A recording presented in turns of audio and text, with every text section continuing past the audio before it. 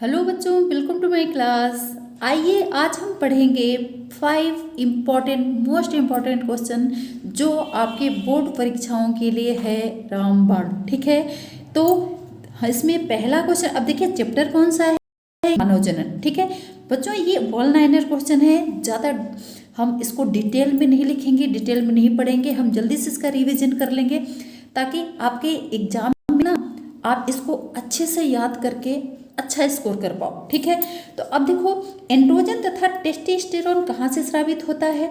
तो देखिए एंड्रोजन या टेस्टोस्टेरोन हार्मोन्स वृषण या टेस्टिस की जो लीडिंग कोशिकाएं होती हैं बच्चों, वहां से इनका स्रावण होता है। ठीक है, और ये करते क्या हैं, ये नर के द्वितीयक लैंगिक लक्षण, ये आपको पता होगा, जैसे दाढ़ी मूंछ का निकलना और आवाज का भारी होना, रों का निकलना या बालों का निकलना, ये सब किसमें आते हैं, द्वितीयक लैंगिक लक्षणों में। ठीक है, तो ये किसके द्वारा कंट्रोल होते हैं, किसके द्वारा नियंत्रित होते हैं, टेस्टोस्टेरोन के द्वारा। दूसरा हमारा प्रश्न है बच्चों, वृषण के 2 कार्य।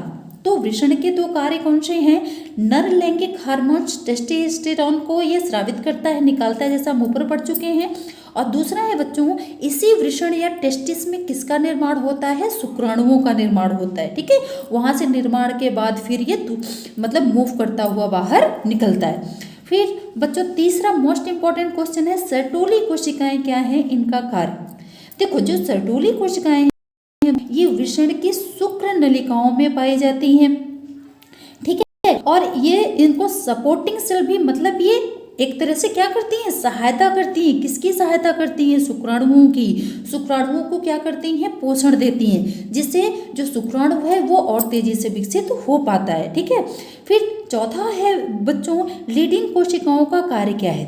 ठीक है, तो देखो लीडिंग कोशिकाएं ये टेस्टोस्टेरोन हार्मोन्स का स्रावण करती हैं। टेस्टोस्टेरोन हार्मोन्स मतलब ये लीडिंग कोशिकाएं टेस्टोस्टेरोन का स्रावण कर रही हैं, तो जाहिर सी बात है ये कहाँ पाई जाएंगी, वृषण में। ठीक है, तो ये वृषण में लीडिंग कोशिकाएं पाई जाती हैं और टेस्टोस्टेरोन हार्मोन्स का स्रावण करती हैं, जो नर के द्वितीयक लैंगिक लक्षणों के विकास में सहायक होता है।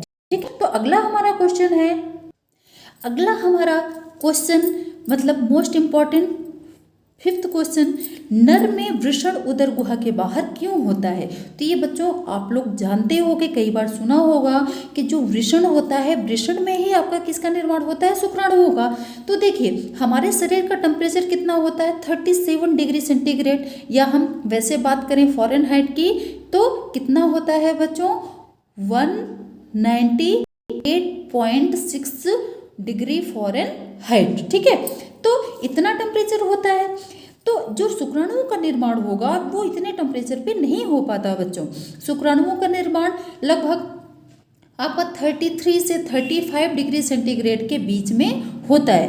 तो इसी वजह से जो वृषण होता है वो उदर गुहा मतलब पेट के अंदर से निकलकर किस में आ जाता है बच्चों, वृषण कोश में आ जाता है। ठीक है, और वृषण कोश का टेम्परेचर शरीर के टेम्परेचर से कम होता है, जिसकी वजह से वहाँ पर शुक्राणुओं का निर्माण आसानी से हो जाता है। ठीक है, तो ये रहे आपके मोस्ट इम्पॉर्टेंट 5 क्वेश्चन जो आपके बोर्ड एग्जाम के लिए हैं बेहद ज़रूरी। अगर आप इस तरह से क्वेश्चंस को कवर करते रहोगे बच्चों, तो आपका एक शॉर्ट नोट्स तैयार हो जाएगा और आप एग्ज़ाम में अच्छे से अच्छा स्कोर कर पाओगे। ठीक है, वीडियो अच्छा लगा हो तो वीडियो को लाइक शेयर एंड सब्सक्राइब करें। Thank you.